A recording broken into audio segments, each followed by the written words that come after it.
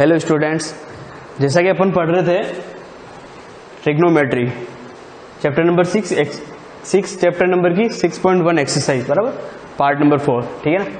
तो अपन ने इस एक्सरसाइज के 5 क्वेश्चंस देख लिए थे, है ना। एक क्वेश्चन मैंने करवाया था फर्स्ट नंबर, उसके बाद 3 होमवर्क में दिए थे, उसके बाद एक 5th और करवाया था। तो आगे के जो बचे के जो 3 आई होप सो आपने उसको घर पे नोट डाउन कर लिया होगा, है ना। नहीं किया तो भी उसको कर ले, है ना, क्योंकि जब तक क्वेश्चंस खुद सोल्व नहीं करोगे घर पे तब तक इसमें आपकी शार्पनेस नहीं बढ़ेगी, है ना।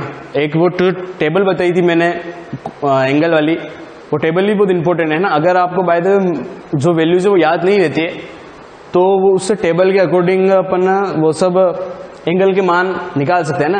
याद करना कोई इशू नहीं है, लेकिन वो टेबल अपने को बनाना आता है तो अपना टाइम बच जाएगा, है ना। जब भी एग्जाम में भी अगर बाय द वे क्वेश्चन आएगा, है ना, 100% इस चैप्टर से क्वेश्चन आता ही आता है ना। तो वो टेबल अगर अपने को लर्न है ना, लिखने आती है तो अपन उसको बना सकते हैं ना। तो देखो नेक्स्ट जो वो था अपना जो क्वेश्चन है, क्वेश्चन नंबर 6 है ना, इसका चैप्टर नंबर 6.1 का, ठीक है। तो क्वेश्चन क्या है, देखो क्वेश्चन नंबर 6 क्या कह रहा है, 4 cot square 45 degree minus sec square 60 plus sine square 60 plus cos square 90 बराबर, है ना। तो देखो क्या ज़्यादा टफेस्ट वाली कोई बात नहीं है। देखो इस चैप्टर में जितने भी क्वेश्चन है ना, कितने क्वेश्चन है, पूरे 21-20 के आसपास को क्वेश्चन है ना। तो सारे क्वेश्चन जितने भी है सब में मेथड सेम है। कौन जो भी एंगल दे रखा है इसका मान पुट करना है, और जो भी अपने नर्सरी एलकेजी में जो अपने को सिखाया गया है ना, जोड़ बाकी गुणा भाग, है ना, एडिशन सब्ट्रैक्शन मल्टीप्लिकेशन और डिवाइडेशन, जो भी अपने को सिखाया है वही करना है ना। बाकी कोई मेथड इसमें एक्स्ट्रा नहीं है, सेम है ना। तो वही चीज अपने को करनी है, और सारे क्वेश्चंस एक जैसे हैं, सेम टू सेम। यदि एक क्वेश्चन आपको पूरा कंप्लीटली आता है तो बाकी उसके अकॉर्डिंग आप सारे क्वेश्चंस कर सकते हो। समझ आ रही बात। तो इसमें कुछ नहीं है। देखो जो भी अपने को कौन एंगल दे रखे इन सब के मान यदि याद है तो ठीक है, नहीं भी याद है तो कोई इश्यू नहीं है। जो टेबल मैंने बनाना सिखाया था, है ना, वो टेबल आपको बनाना आना जरूरी है ना। जब तक वो टेबल बनाना नहीं आएगा तो इसके आप क्वेश्चन सोल्व नहीं कर सकते हो। समझ मेरी बात। तो इसलिए ये जो टेबल है वो आपको बनाना आना ही चाहिए 100%। देखो अब क्या है, इस 4 cot 45, तो 4 into 45 cot 45 की वैल्यू क्या होती है, 1 का स्क्वायर माइनस सेक 60, है ना। तो सेक 60 की वैल्यू क्या होती है, 2 स्क्वायर प्लस साइन 60 की वैल्यू क्या होती है, √3/2 का स्क्वायर प्लस cos 90 0, है ना। 0 का स्क्वायर 0 ही होता है, कितनी भी बार मल्टीप्लिकेशन करो बराबर। देखो कोई अलग कुछ नहीं किया है ना। cot 45 की वैल्यू रखी है, sec 60 की वैल्यू रखी है, sin 60 की वैल्यू रखी है और cos 90 की वैल्यू रखी है। अब क्या करना है, कुछ नहीं करना है। जो अपने को चाइल्डहुड में जो सिखाया जाता है ना, जोड़ बाकी गुणा भाग कहते हैं हिंदी में, इंग्लिश में एडिशन सब्ट्रैक्शन मल्टीप्लिकेशन डिवाइडेशन बराबर। 4 का पहले इसको अपन स्क्वायर ओपन करेंगे, 4 into 1 का स्क्वायर 1 माइनस 2 का स्क्वायर 4 प्लस √3/2 √ का 3/4 बराबर। देखो 3 क्यों होगा, क्योंकि जब √3 है, √3 का स्क्वायर है, तो इसको ओपन करो, √3 into √3, तो √ का जब मल्टीप्लिकेशन √ से होता है तो √ कट जाता है, बाकी संख्या सेम रहती है ना। तो √ से √ उड़ गया तो बचा क्या, 3, है ना। ऐसा नहीं है √ का गुणा √ से कर रहे हो तो √9 कर दो, है ना, ये रॉन्ग है। इसका आंसर क्या होगा, 3 होगा बराबर। मेरे एक बात दिमाग बैठा लो कि जब भी कोई डिजिट √ से √ में स्क्वायर होती है तो √ हट जाता है, अंदर की डिजिट सेम रहती, कुछ भी हो, भले 3 की जगह 4 हो, 5 हो, एक्सेट्रा कुछ भी होना चाहिए, है ना, प्लस 0, ठीक है। इसको तो मतलब ही नहीं है। देखो अब क्या होगा, 4 का गुणा 4 से 1 माइनस 4 -4 अपॉन प्लस 3/4, देखो अगर बाय द वे इसको सोल्व करो है ना एलसीएम लेके तो भी हो जाएगा, अब नहीं करो तो सीधा हो रहा है। देखो 4 से 4 कट गया, माइनस प्लस का 4 माइनस का 4 कट, बचा क्या 3/4। दिस इज फाइनल आंसर है ना।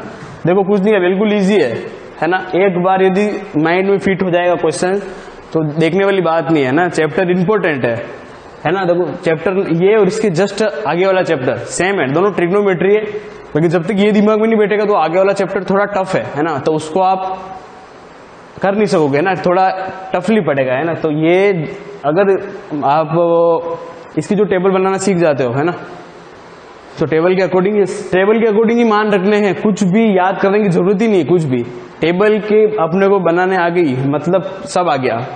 तो मेरी बात देखो, इस एक बार फिर से देख लो इस क्वेश्चन में क्या है, कुछ नहीं किया है। क्वेश्चन क्या था, 4 cot square minus sec square 60 sine square 60 plus cos square 90 बराबर 4 का 4 कोस 45 1 सेक 60 2 साइन 63 √3/2 0 है ना। फिर कुछ नहीं किया है, 4 × 1 माइनस इसका स्क्वायर 4 3/4 √3/2 का 3/4 0 4 × 4 4 माइनस 4 3/4 4 से 4 कट, अच्छा क्या 3/4 बराबर इसका आंसर है। ठीक है, देख लो एक बार क्या है क्वेश्चंस है ना, फिर आगे नेक्स्ट देखते हैं। ठीक है, चलो नेक्स्ट क्वेश्चन क्या है। तो एक क्वेश्चन मैं कराऊंगा तो उसके आगे के 3 या 2 क्वेश्चन आपको होमवर्क करने ही है। समझ मेरी बात, सारे क्वेश्चन सेम बेस्ड हैं, कोई भी क्वेश्चन अलग नहीं है। समझ मेरी, देखो नेक्स्ट क्वेश्चन क्या गिरा है, अब मैं क्वेश्चन तुमको कराता हूं। क्वेश्चन नंबर 8, क्वेश्चन नंबर 8 क्या है, 10 स्क्वायर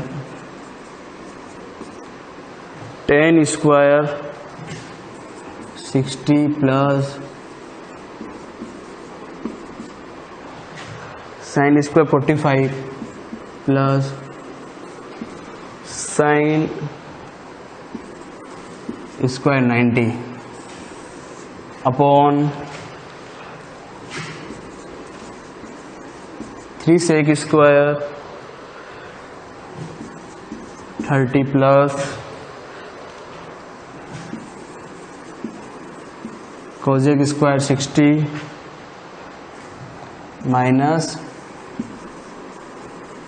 कोस स्क्वायर 30 डिग्री। ठीक है,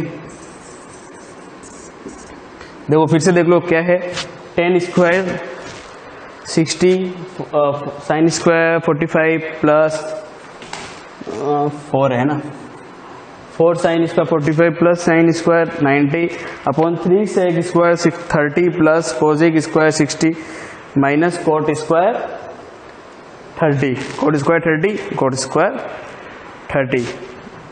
देखो कुछ नहीं करना है ना, इन सब के मान अपने को एक बार क्या करना, पुट करना है। ठीक है, देखो 10 स्क्वायर 60 का मान कितना होता है √3। ठीक है, √3 का स्क्वायर प्लस 4 इंटू साइन 45 की वैल्यू क्या होती है 1/√2 का whole square plus sine 90 sine square 90 sine 90 का वैल्यू क्या होता है 1 का स्क्वायर बराबर। देखो बाद में बताता हूँ। नेक्स्ट 3 सेक 30 की वैल्यू क्या होती है √2 का स्क्वायर प्लस 1/√2 का स्क्वायर माइनस कोट 30 नहीं सेक 30 की वैल्यू 1/√2 होती है और कोट 30 की वैल्यू √3 का स्क्वायर बराबर। देखो एक बार वैल्यू पुट करनी है, कुछ ज्यादा टफ नहीं है ना। 10 की वैल्यू रखी, साइन की वैल्यू रखी, साइन 45 साइन 90 सेक 30 कोस 60 और कोट 30 बराबर है ना। तो देखो ये क्या है, अरे यार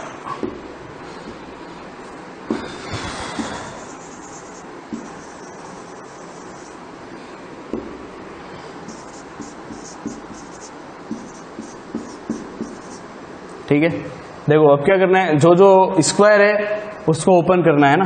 तो देखो स्क्वायर क्या ओपन हो रहा है, 3 का स्क्वायर √3 का square 3 plus 4 into 1/2 plus 1 upon.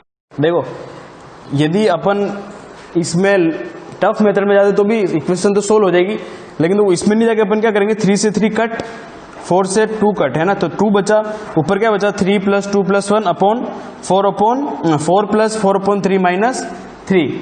Next क्या होगा, 3 + 2 + 1 अपॉन 4 + 4/3 - 3 है ना। तो यहाँ क्या होगा 6 अपॉन, इसका अपन क्या लेंगे, एलसीएम लेंगे है ना। तो एलसीएम कैसे क्या लेंगे, 3 आएगा एलसीएम है ना।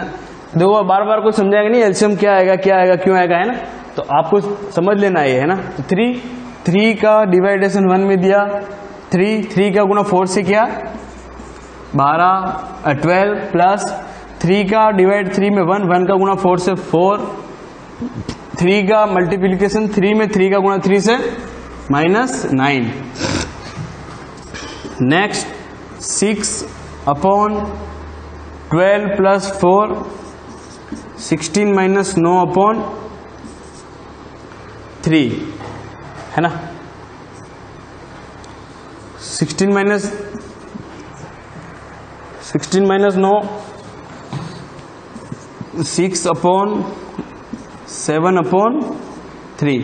देखो जब इफ ये अपॉन में जब भी कोई डिजिट जब अपॉन में होती है ना, बटाबटी कहते हैं इसको, अपॉन में होती है, तो जब ये मल्टीप्लिकेशन में जाती है तो संख्या अपोजिट हो जाती है ना। 7/3 है तो ये ऊपर जाके क्या हो जाएगा 6 × 3/7। तो 6 × 3 कितना हो जाएगा 18/7। ये इसका क्या होगा, फाइनल आंसर होगा 18/7। देखो एक बार फिर से देख लो क्वेश्चन क्या कह रहा है ना। देखो 10² 60 + 4 sin² 45 + sin² 90 upon 3 sec² 30 plus cosec² 60 - cot² 30 है ना। तो देखो 10² 60 की वैल्यू रखी है, sin² 45 की वैल्यू रखी है, sin² 90 की वैल्यू रखी है, sec² 30 की वैल्यू रखी, cosec² 60, cot² 30। कुछ नहीं है, वैल्यू पुट की है, सीधा मल्टीप्लिकेशन किया है। इसको नहीं करना करो तो भी ठीक है, अगर हो जाए ठीक है, नहीं हो तो सीधा, यदि क्वेश्चंस इजी से इजी बनना चाहिए अपने हिसाब से है ना। टफ से टफ भी करोगे तो भी क्वेश्चन सोल्व हो जाएगा है। तो ये होगा है ना। ये क्या अपन ने क्या किया, यहाँ से 3 से 3 कट गया, 2 से 4 कट गया 2 टाइम है ना। फिर नेक्स्ट क्या बचा अपने पास 3 + 2 + 1 अपॉन 4 + 4/3 - 3, 6 अपॉन 12 + 4 - 9/3 है ना। एलसीएम लिया यहाँ पे अपन ने बराबर है ना। 6/6 - 9/3, 6/7/3। जब ये ऊपर डिजिट जाती है ना तो 6 हमेशा चेंज में चली जाएगी, ठीक है। तो क्या होगा 18/70, ये इसका फाइनल आंसर, ठीक है। देखो अभी मैंने 2 क्वेश्चंस बताया ना, एक तो क्वेश्चन नंबर 6 बताया और क्वेश्चन नंबर 8 बताया है ना। इसके बीच में एक क्वेश्चन छोड़ा है 7 नंबर, तो वो आपको देखना है ना, सेम है, कुछ नहीं है, जो वैल्यू रखी पूछी है वैल्यू रखनी है सिर्फ और सॉल्व करना है। समझ में आगे बात है ना। देखो इसके आगे के बहुत सारे और क्वेश्चंस हैं जो अपन नेक्स्ट क्लास में देखेंगे, ठीक है ना। Thank you.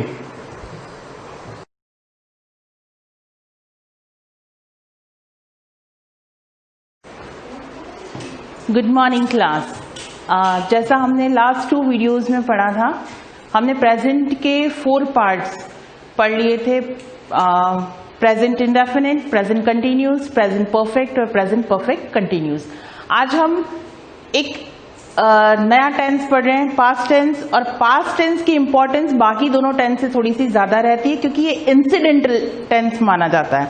किसी भी चीज को डिस्क्राइब करने के लिए, किसी भी चीज को बताने के लिए, क्योंकि जो हमने पास्ट में किया, कल जैसे मैं कहीं घूमने गई या फिर मैं मार्केट गई, मार्केट में मैंने क्या किया, क्या देखा, ऐसे में ये टेंस काफी इंपॉर्टेंट रहता है।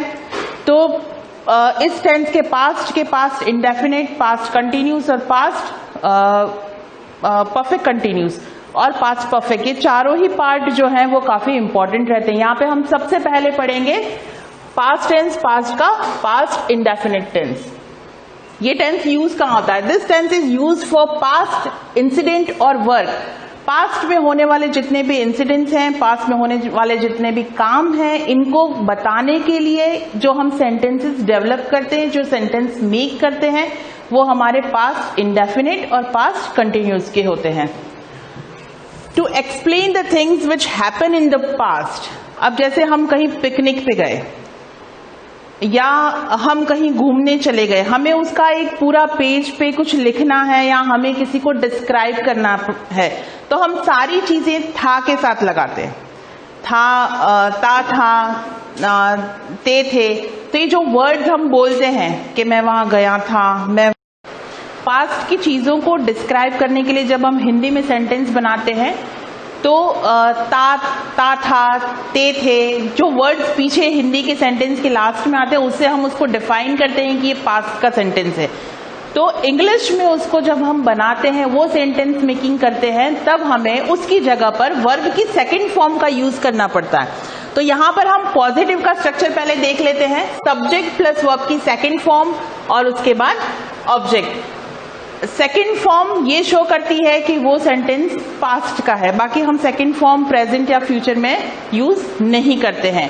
अब जैसे मैं एक एग्जांपल ले लेती हूँ, कल मैं बाजार गई थी, I went to market, yesterday I went to market, I saw Mohan, मैंने मोहन को देखा था, he was playing cricket with his friends, वो अपने दोस्तों के साथ क्रिकेट खेल रहा था। तो ये जितनी भी चीजें मैंने प्रीवियस डे में देखी थी उसको डिस्क्राइब करने के लिए जो टेंस यूज करते हैं, जो हम हेल्पिंग वर्ब यूज करते हैं, वो सारा पास्ट में आता है। जैसे यहाँ पे एग्जाम्पल है, he gave me a pen yesterday, उसने मुझे कल एक पेन दिया था। यहाँ पर हमने गेव की सेकंड फॉर्म लगाई है। वी लर्नड अवर लेसन, हमने हमारा लेसन याद कर लिया था। अब ना नेगेटिव देख लेते हैं हम, subject plus did not plus verb की फर्स्ट फॉर्म और ऑब्जेक्ट। अब जब हम पॉजिटिव सेंटेंस बना रहे थे तब हमने वर्ब की सेकंड फॉर्म यूज की थी, वहीं पर जब हम नेगेटिव सेंटेंस बना रहे हैं तो हम वर्ब की फर्स्ट फॉर्म यूज कर रहे हैं। जो रेगुलर टेंस पढ़ रहे हैं उन्हें तो ये काफी अच्छे से डिफाइन होगा कि यहाँ पे वर्ब की फर्स्ट फॉर्म क्यों आई है। नहीं पता तो मैं फिर से एक बार बता देती हूँ, क्योंकि हमने प्रेजेंट में डू डज यूज किया था। जब हम प्रेजेंट टेंस पढ़ रहे थे तो प्रेजेंट इंडेफिनिट में हमने जब एज डू के साथ एस लगा के डज बनाया था, डू यूज किया था। तो जब हम पास्ट पढ़ रहे हैं तो वहां पर हम डू की सेकंड फॉर्म यूज करेंगे। दैट्स वाई यहाँ पर डिड यूज हुआ है। ये वर्ब की सेकंड फॉर्म का काम डिड कर रहा है, इसीलिए हम यहाँ पर वर्ब की फर्स्ट फॉर्म को यूज कर रहे हैं। तो नेगेटिव सेंटेंस का जो स्ट्रक्चर बनेगा वो ये होगा, subject plus did not plus verb की first form plus object and then rest of sentence. यहाँ पर कुछ एग्जाम्पल्स हैं। He did not play hockey yesterday, उसने कल हॉकी नहीं खेली थी। The peon did not ring the bell, peon ने बेल रिंग नहीं की थी।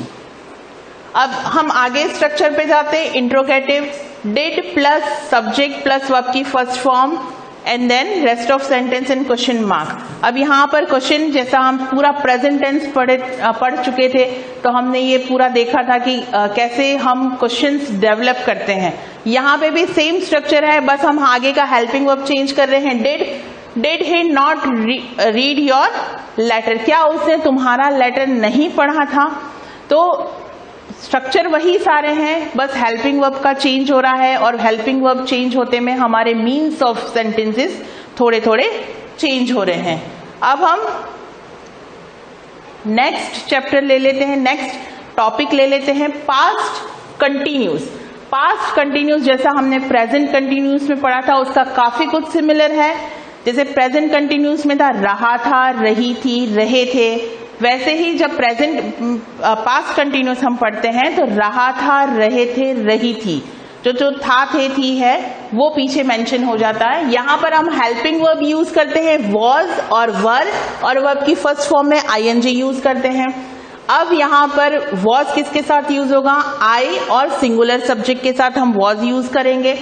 और वर यूज होगा प्लूरल सब्जेक्ट के साथ। बहुत से लोग ये कहते हैं कि वर का हम आई के साथ वर को भी यूज कर सकते, बिल्कुल कर सकते हैं, लेकिन जब हम सेंटेंस मेक करते हैं तो वहां पर हम आई के साथ वॉज को यूज करते हैं, और जब हम अपनी इमेजिनेशन बताते हैं, हम कुछ इमेजिन करते हैं और इमेजिनेशन को जब हम सेंटेंस में कन्वर्ट करते हैं तब हम आई के साथ वर लगाते हैं, अदरवाइज हम आई के साथ वॉज को ही यूज करेंगे।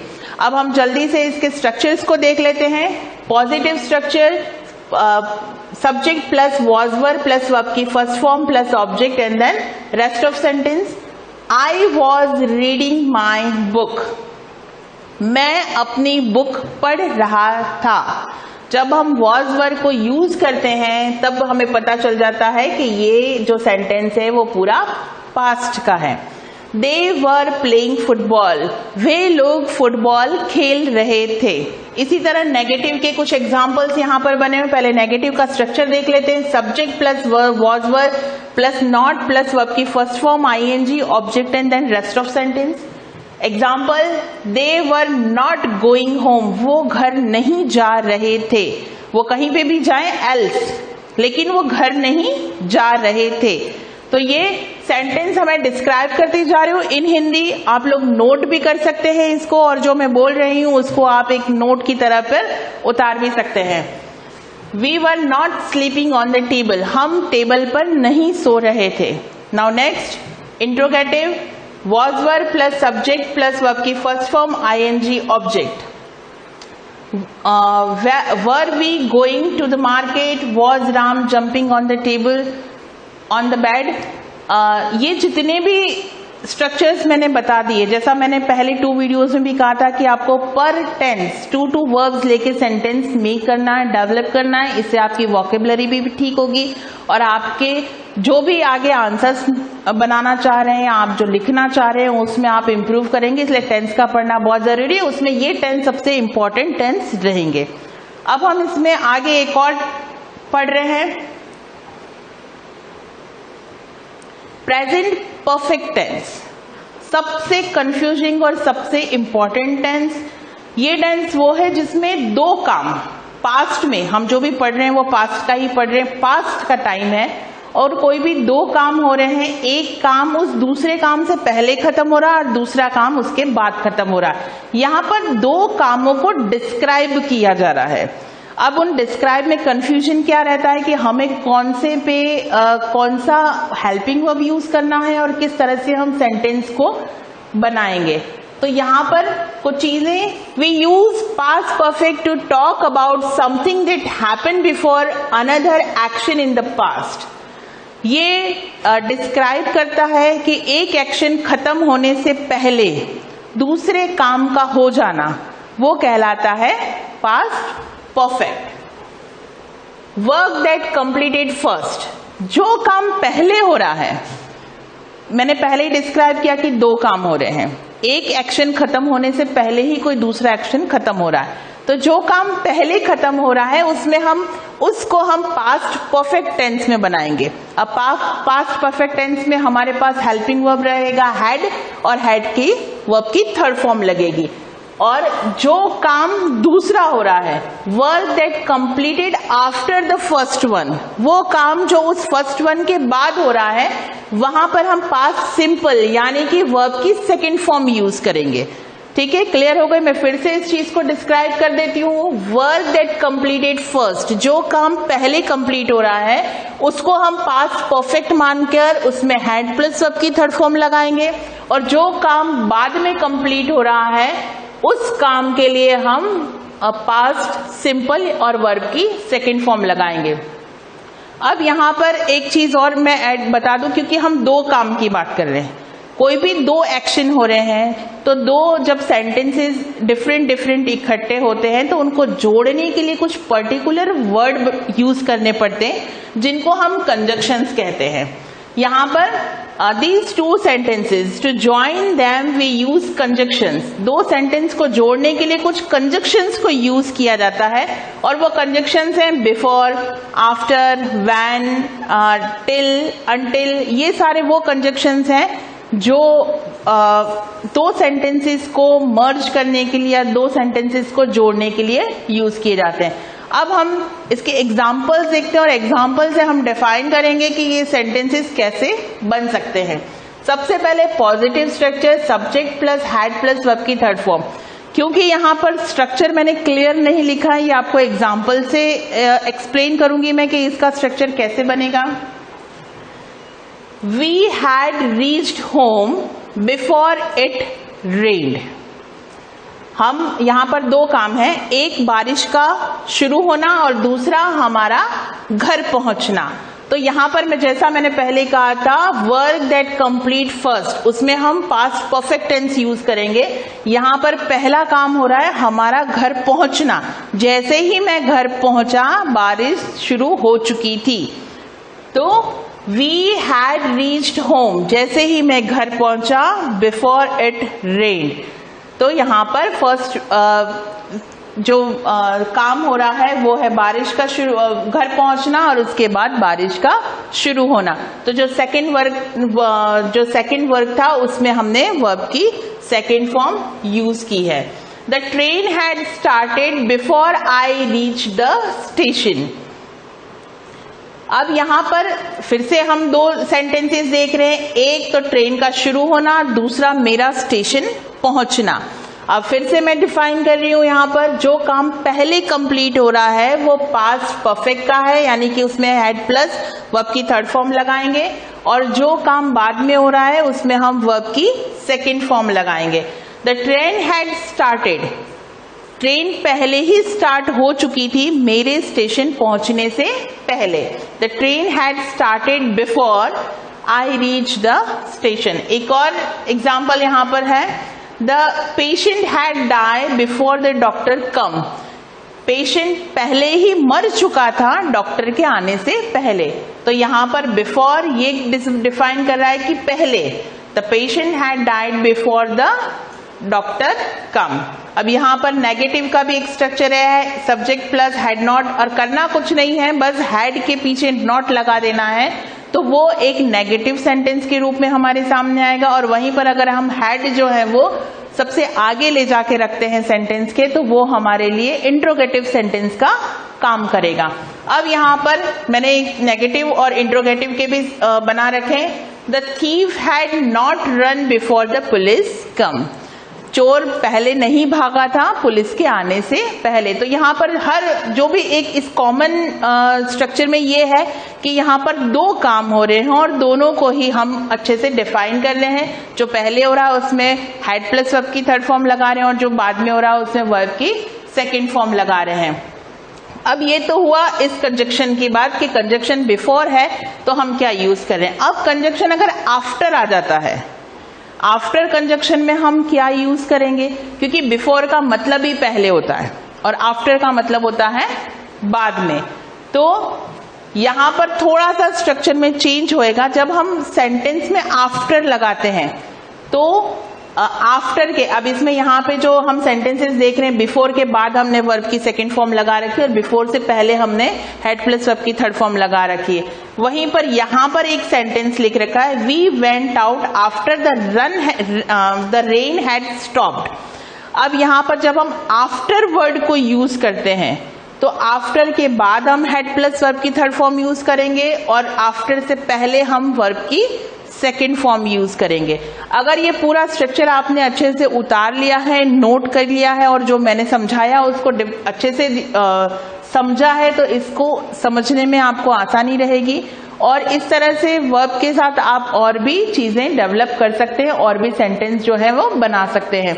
आज की क्लास में हमने 3 टेंसेस पढ़े हैं, past indefinite, past continuous, past perfect. ये तीनों ही टेंसेस बहुत इंपॉर्टेंट हैं, स्पेशली जब हम स्टोरी बनाते हैं, स्पेशली जब हम रिपोर्ट बनाते हैं, कोई भी इवेंट को हम डिस्क्राइब करते हैं जो प्रीवियस में हो चुका है, जो घटनाएं घट चुकी है उनको जब हम अपने पेपर राइटिंग पे उतारते हैं तो उसके लिए इस टेंस की सबसे ज़्यादा इम्पोर्टेंस रहती है और ये तीनों ही टेंस हैं जब वो वहाँ पर काम करते हैं।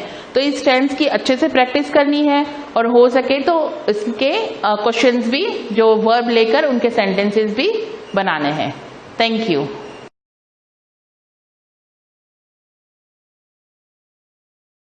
जैसा कि हमने कल कार्बन और उसकी विशेषताएं पढ़ी थी, और कार्बन की विशेषता में हमने कल एक टॉपिक अधूरा छोड़ दिया था, जिसके अंदर आपने बता रहा था मैं कैटेनेशन या श्रृंखलन की प्रवृत्ति कैसी होती है कार्बन के साथ। तो मैंने आपको दो स्ट्रक्चर कल आपको समझा दिए थे, एक श्रृंखला स्ट्रक्चर, शाखित अशाखित के बारे में मैंने आपको बता दिया था। अब मैं आपको बता रहा हूँ एक चक्रिक स्ट्रक्चर एलिफेटिक और एरोमेटिक के बारे में, जिसके अंतर्गत क्या होता है कि कार्बन अपने साथ एक टायर नुमा आकृति बना लेता है। जैसे चक्रिक का मतलब आपको समझ में आ रहा होगा, चक्रिक स्ट्रक्चर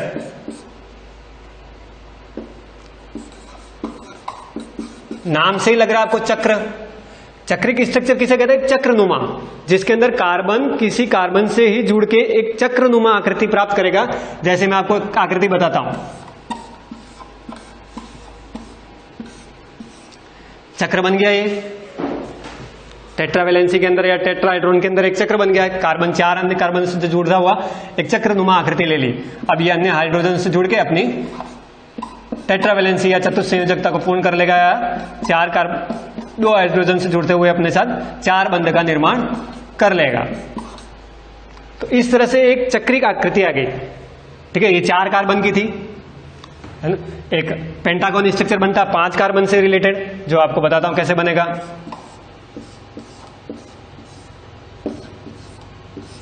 इस तरह से ये भी चक्रिक आकृति। हमें ध्यान रखना है चक्रिक आकृति जब बनेगी तो एन वाली श्रृंखला, जिसे अपन एल्केन, एल्कीन और एल्काइन कार्बन के अंदर भी हाइड्रोकार्बन जब पढ़ेंगे तब ये मेरे को पूरा विस्तार पूर्वक आपको समझाना है कि एन की स्ट्रक्चर कैसे बनते हैं, इन स्ट्रक्चर कैसे बनते हैं, आइन कैसे बनते हैं, एन से एल्केन, एल्कीन, एल्काइन वगैरह स्ट्रक्चर सारे कैसे बनाए जाते हैं। तो ये हमें विस्तार से भी इसके आगे का अध्ययन वही करना है। तो चक्रिक स्ट्रक्चर जब बनते हैं संकलन प्रवृत्ति के अंतर्गत, तो हमें यह ध्यान रखना है जो एल्केन की प्रवृत्ति थी, जिसके अंदर कार्बन से जस्ट डबल होने के बाद 2 हाइड्रोजन जो प्लस होते हैं वो इसमें प्लस नहीं होंगे, यानी इन वाली जो सिस्टम है, यानी एल्कीन वाला जो सिस्टम है वो इसमें लागू होगा। कैसे लागू होगा कि 4 कार्बन के साथ अगर हम एल्केन के अंदर पड़े हैं तो हाइड्रोजन की संख्या कितनी होगी? 10, लेकिन इसके साथ हाइड्रोजन लगे हुए 8। तो चक्रिक प्रवृत्ति के अंतर्गत क्या होगा, जब हाइड्रोजन कार्बन से जुड़ेंगे या कार्बन से जब हाइड्रोजन जुड़ेंगे उनकी संख्या 10 दुगुनी हो जाएगी। जैसे यहां कार्बन 5 है तो यहां हाइड्रोजन कितने लगने चाहिए? सबके साथ 2-2। तो जाके इनके 4 बंधों वाला जो सिस्टम है, जिसमें अपन कार्बन को बताया था, कार्बन 4 बंध से अपने साथ अन्य यौगिक से जुड़ा रहता है, अन्य तत्वों से जुड़ा रहता है, वो सिस्टम यहां पूर्णतः लागू होगा। तो इस कार्बन की विशेषता को हमें पूर्णतः ध्यान रखना है। ये विशेषता जब हम भूल गए कि कार्बन 4 बंधों से जुड़ा रहता है, तो हमारे सारे बनाए हुए नॉमेनक्लेचर या सारे सूत्र जो बनाएंगे हम कार्बन वाले, वो हमारे गलत हो सकते हैं। अगर ये 4 बंधों वाला सिस्टम आपको याद है तो आप कार्बन के जो भी हाइड्रोकार्बन्स बनाएंगे वो हाइड्रोकार्बन्स आप पूर्णतः सही बना पाएंगे जब ये सिस्टम आपको पता होगा। तो इस पूरी प्रवृत्ति को कहते हैं संकलन की प्रवृत्ति, जिसके अंतर्गत या कैटेनेशन रूल या कैटेनेशन, जिसके अंदर 1 carbon is connected with other carbon in make a long chain, that is known as catenation. तो वो सारी कैटेनेशन की प्रवृत्ति यहां लागू हो जाएगी। अब अपन मुख्यतः बात करते हैं हम नए सिस्टम पे अंदर हाइड्रोकार्बन, जिसके अंतर्गत हम ये पूरा सिस्टम जो है वो विस्तार से पढ़ेंगे कि हाइड्रोकार्बन बनते कैसे हैं, हाइड्रोकार्बन होते क्या हैं। तो अब मैं आपको बताने जा रहा हूं हाइड्रोकार्बन क्या होते हैं। अब हाइड्रोकार्बन होते क्या हैं, किससे जुड़ते हैं? तो कार्बन परमाणु की विशेषता क्या होती है कि कार्बन की विद्युत ऋणता और हाइड्रोजन की विद्युत ऋणता लगभग समान होने के कारण वो हाइड्रोजन से सिंगल बंध के द्वारा जुड़ा रहता है और एक अन्य यौगिक या एक नए सूत्र का निर्माण करता चला जाता है। तो उसी प्रवृत्ति के अंतर्गत अपन हाइड्रोकार्बन के पढ़ने जा रहे हैं। तो हाइड्रोकार्बन के बारे में आपको मैं पढ़ाना जा रहा हूं क्या होता है हाइड्रोकार्बन और कैसे ये जुड़ता चला जाता है और निर्माण कर देता है। हाइड्रोकार्बन है ना,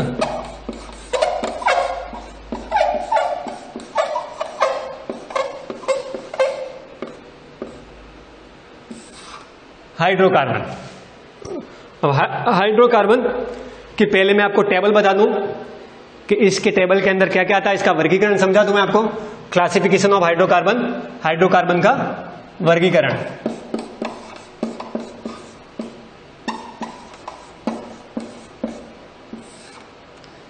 कि वर्गीकरण में क्या होता है, इस कार्बन को या इस हाइड्रोकार्बन को दो भागों में बांट रखा है। और हाइड्रोकार्बन तो आप तो समझ गए होंगे, हाइड्रोजन प्लस कार्बन से बने हुए कंपाउंड जिसे हम हाइड्रोकार्बन कहते हैं। और ये आपस में जुड़ के एक श्रृंखला बनाते हैं, एक नया नाम बनाते हैं, एक नया सूत्र बनाते हैं, एक नया यौगिक बनाते हैं। कैसे जुड़ते हैं, कैसे ये श्रृंखला बनाते हैं? तो पहले है अचक्रिक। क्या नाम है? अचक्रिक, जिसे बोलते हैं एलिफेटिक।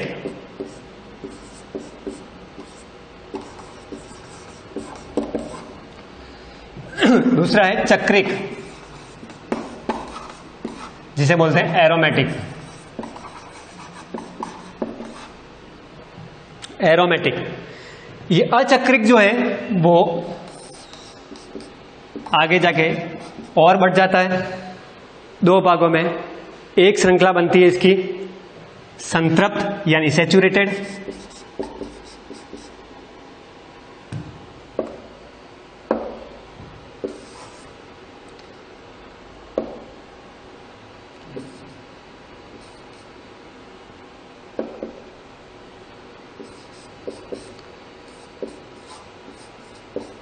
संतृप्त जिसे बोलते हैं सैचुरेटेड,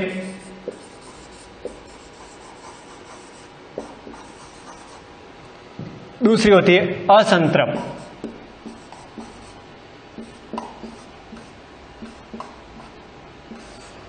या अनसैचुरेटेड।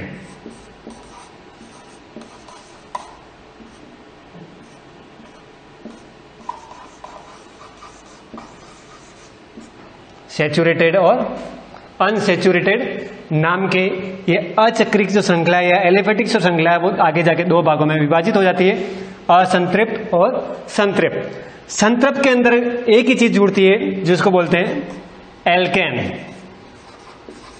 एल्केन श्रेणी का जितना भी नामकरण होता है वो संतृप्त के अंतर्गत आता है। और असंतृप्त के अंतर्गत दो श्रृंखलाएं बनती है।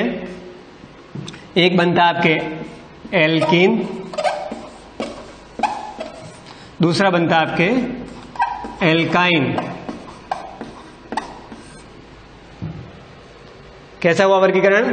हाइड्रोकार्बन का वर्गीकरण किया, दो भागों में बटा, अचक्रिक या चक्रिक, एक को बोलते हैं एरोमेटिक, एलिफेटिक। एलिफेटिक को दो भागों में बांटा, असंतृप्त, असंतृप्त और असंतृप्त। संतृप्त के अंतर्गत एल्केन श्रेणी और असंतृप्त के अंदर एल्किन और एल्काइन श्रेणी। ये भाग बटे हुए हैं। चक्री के अंतर्गत एरोमेटिक स्ट्रक्चर आएंगे, जिसके अंतर्गत आपको मैं डायरेक्टली स्ट्रक्चर बता दूं। दो भागों में बटेगा ये, एलिफेटिक और एरोमेटिक। एरोमेटिक आगे जाके वापस बटेगा एलिफेटिक और एरोमेटिक के अंतर्गत। और ये चक्रिक जो स्ट्रक्चर है, मैं इस चक्रिक स्ट्रक्चर को मैं आपको पूरा समझाता हूं। चक्रिक आगे जाके दो भागों में वापस बढ़ जाता है। एक होता है एलिफेटिक, दूसरा होता है एरोमेटिक। एलिफेटिक जो स्ट्रक्चर है वो आपके साइक्लो स्ट्रक्चर कहलाएंगे।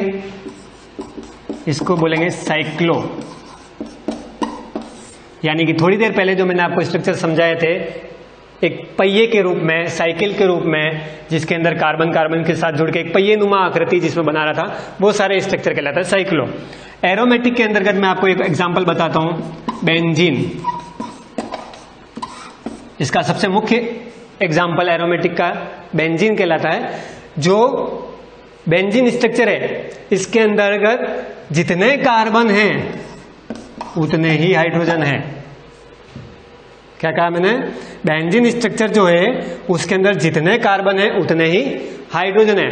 तो इसका जो एरोमेट्रिक स्ट्रक्चर है या बंद स्ट्रक्चर जो है, ये बनाना सबसे कठिन काम है।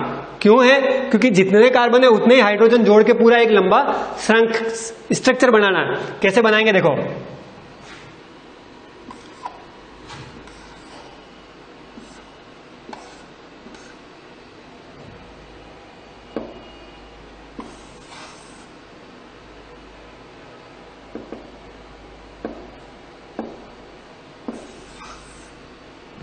इसका स्ट्रक्चर कैसे बनता है मैं आपको बता रहा हूं बना के।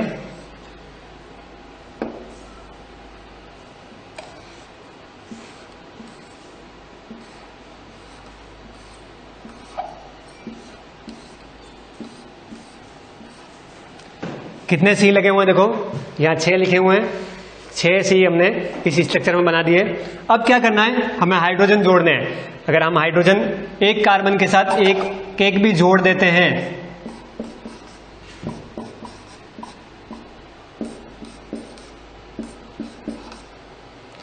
तो जो इसका विशेषता थी, जो इसका गुण था कार्बन का, सबसे मेन गुण आपको बताया था चतुष्फल की या टेट्रावेलेंसी, या जो मैंने आपको सबसे मुख्य गुण बताया था कि कार्बन अपने साथ 4 बंधों से जुड़ा रहता है, वो वाला नियम जो है यहाँ लागू नहीं हो रहा है।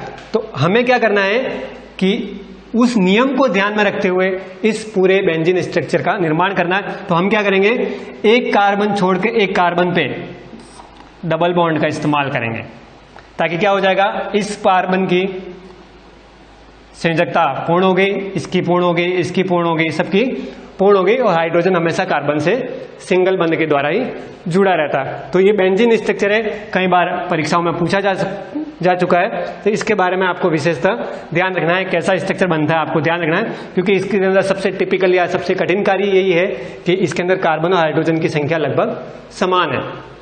तो ये इसकी सबसे बड़ी दुविधा है। और एलिफेटिक के अंदर सारे साइक्लो स्ट्रक्चर है जो मैंने आपको अभी बता दिए थे थोड़ी देर पहले, ऐसे बना के पेंटागन के रूप में या हेक्सागोन के रूप में आप इसको बनाते रहें। तो ये सारे हाइड्रोजन के साथ जोड़ दें। तो ये सारी चीजें क्या हो गई आपकी, हाइड्रोकार्बन का वर्गीकरण।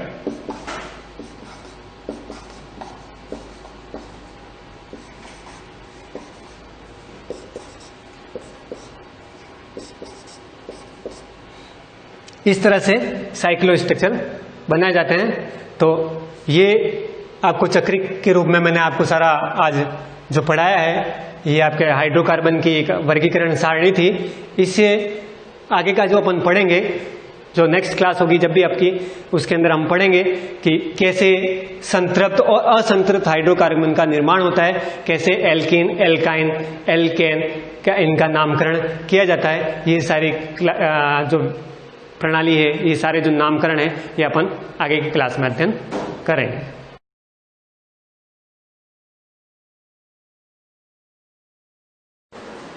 Good morning, students. This is our resuming class of the topic Mahajanpad. Yesterday we had studied about Mahajanpads, and as I had promised you that in next class we will be going with major Janpads of Rajasthan. So,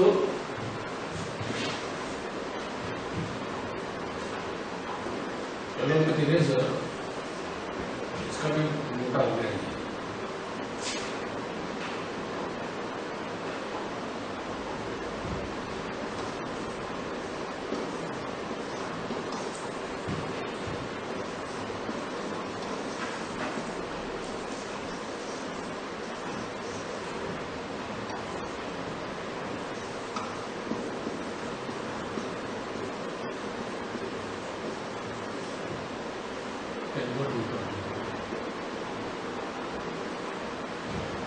So as you can see, this is our topic, major Janpads of Rajasthan, and just I want you to understand this all the topics easily. So I have also some scanned pictures of my book along with the highlighted portion, and after this video you will be provided that too in your group, so that you can again revise the topics and main points that are highlighted. So we move on.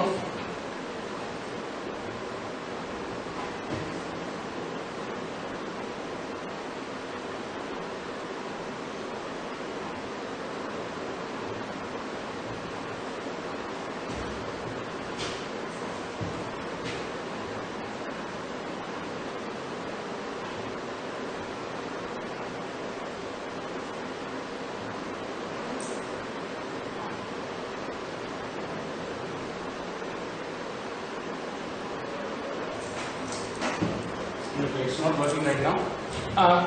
Okay. Now you can see this is our second page. Yesterday we had stopped our topic after reading this 16 main Janpads of North India. But today we are going to be very precise about Rajasthan. आज केवल राजस्थान के बारे में ही पढ़ेंगे.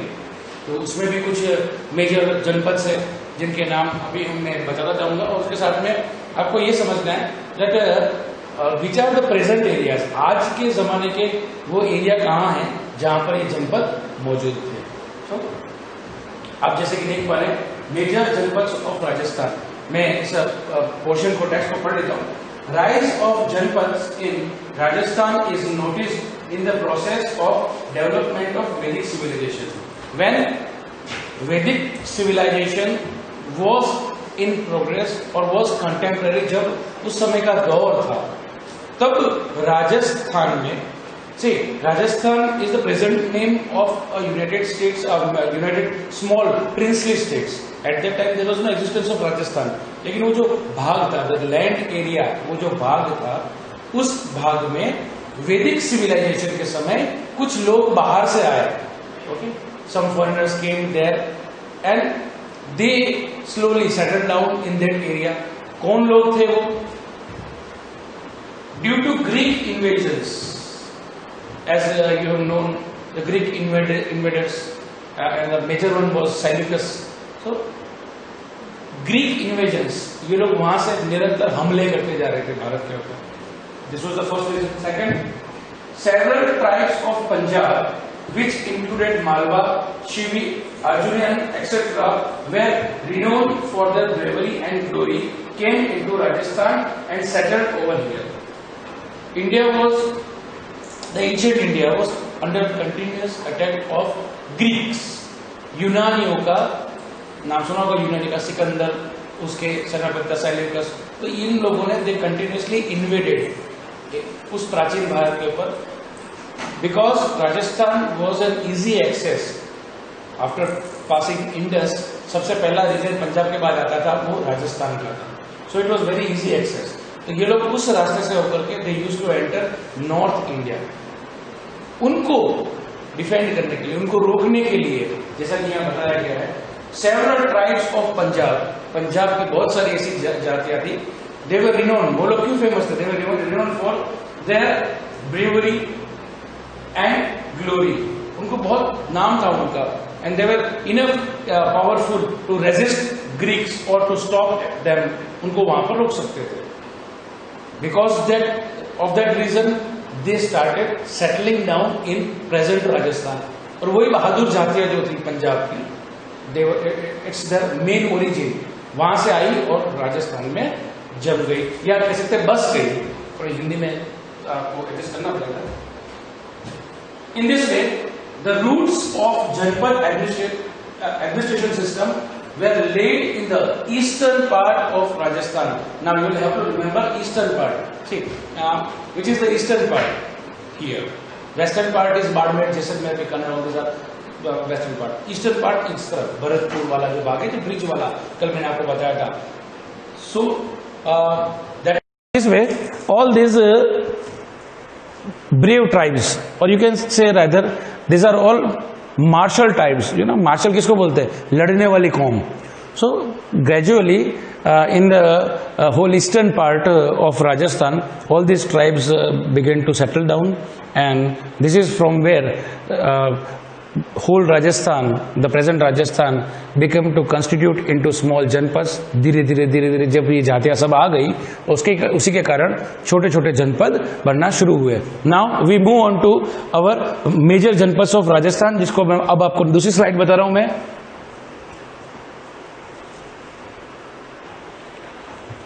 This is our next page.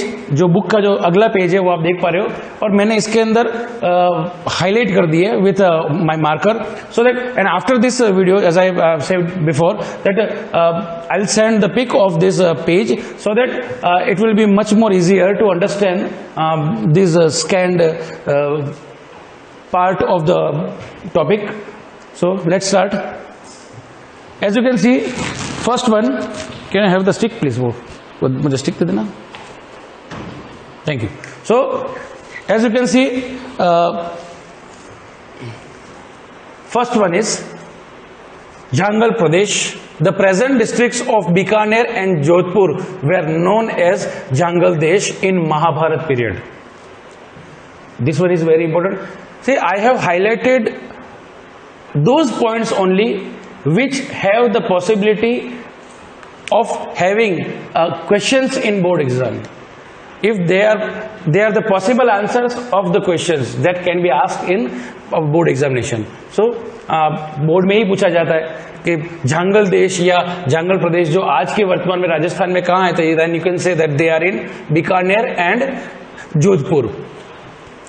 First thing is. Second thing, Ahichhatrapur was the capital of this Janpad, which is the now present name is called Nagaur. अभी का नाम उसका नागौर है, but at that time the capital of Jangal was Ahichhatrapur. Now another very good information about is that the king of Bikaner was the owner of this Jangal Desh, and that is why that is the reason he called himself as Jangladhar Badshah. Even today on the royal symbol of Bikaner state we find Jangaldhar Badshah is also seen inscribed in the royal symbol of Bikaner state. जैसे मेवाड़ का जो symbol है royal symbol, you will find झालामान and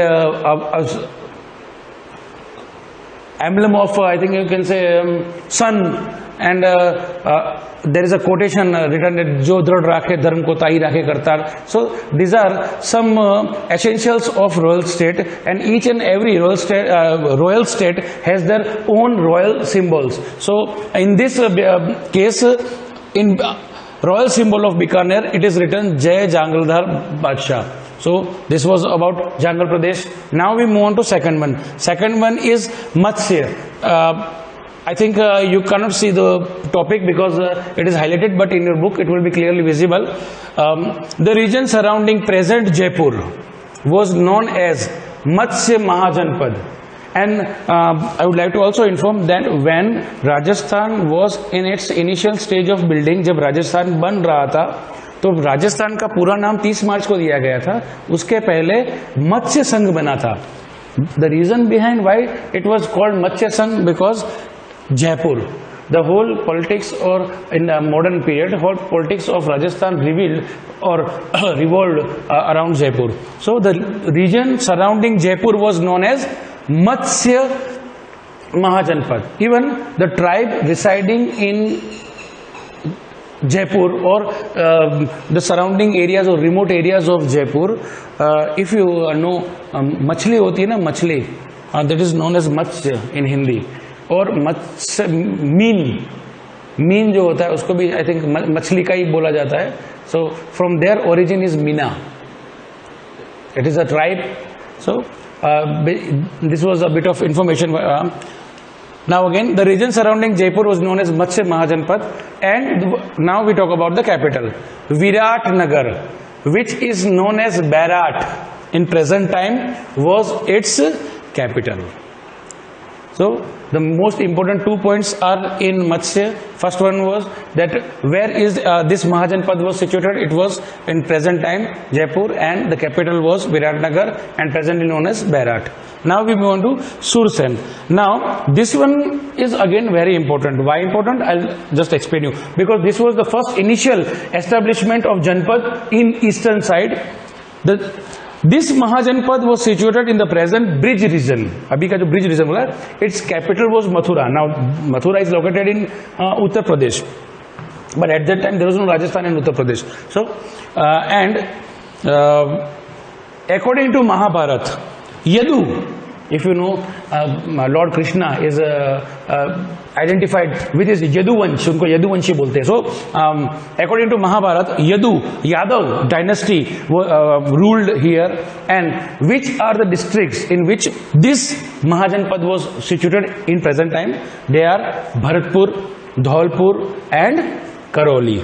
So these are the districts in which present time we find the Janpad Sursen was located. Then Vasudev's son lord Krishna was associated with janapada, भगवान कृष्ण की बात करी जा रही है, lord Krishna was also associated with this सूरसेना।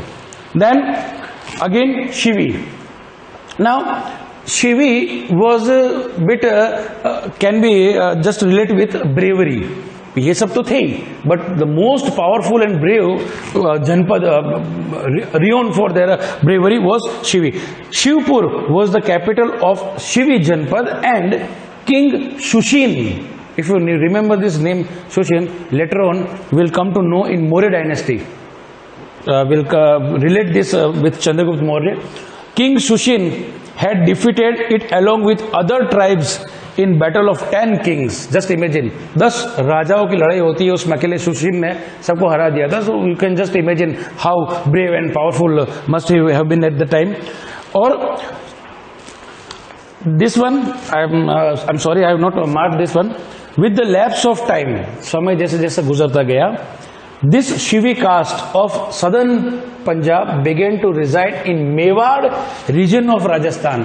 Mewar, जो अभी हम लोग रह रहे हैं, अभी हम मेवाड़ में हैं, और वो जो शिवी जो लोग थे वो, एंड इसीलिए कहते हैं कि मेवाड़ की जो धरती है वो अपनी बहादुरी के लिए जानी जाती है ना. और इसीलिए एक और बात बताता हूँ, again that is related with history. Mewar कभी किसी का गुलाम नहीं रहा है.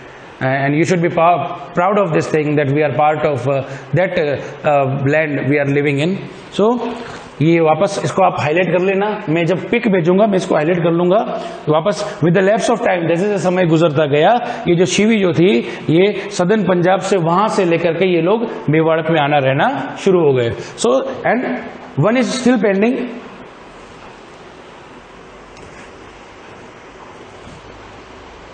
Nagari situated near Chittorgarh. Now there are only some historic remains, monuments, but almost everything has been demolished. वहाँ सब कुछ गिर गया है, टूट गया है, everything is ruined, कुछ बर्बाद हो गया है. बट फिर भी वहाँ पे जो हमको रॉक एडिक्ट्स और वो सब मिले हैं, ये देखिए आप, near Chittorgarh it is situated. And Sivi coins कहाँ से मिले हैं ये? They have been discovered from various places in Mewar. Mewar के आसपास के मिले हैं ये. और जितना भी जो whatever the information we are getting about शिवी, इट हैज बीन, देखिए, फ्रॉम एडिक्ट्स, रॉक एडिक्ट्स, जो पत्थर होता है उसके ऊपर इनकी लिपियां बनी हुई थी, उससे ये सारा we got the evidence that it existed here. So this was about major janapadas of Rajasthan. घर पे इसको बैठ के अच्छे से पढ़ना. And if you have any queries, मैं इस वीडियो को वापस 2-3 दिन बाद में एक बार रिवाइज करने के लिए आपको हम ग्रुप में अपलोड करेंगे. टिल नाउ इसको आप रिवाइज कीजिएगा. Now you see another paragraph. अब एक्चुअली इस पूरे पैराग्राफ के अंदर आपको ये बताया गया है, we are not talking now about only Rajasthan, मैं बात कर रहा हूं अबाउट होल नॉर्थ इंडिया. जितने भी जनपद थे, मेजर 16 जनपद थे, उनकी स्थिति के बारे में बता रहा हूं. और ये एक बहुत इंपॉर्टेंट क्वेश्चन है. This can be asked in 4 marks even. So pay attention. Despite the presence of Republican administration system, कल बताया था मैंने, there were 2 types of administrative system. तो उसमें जो एक जो जनपद बना था, जनपद बनता था जनता की सहमति से.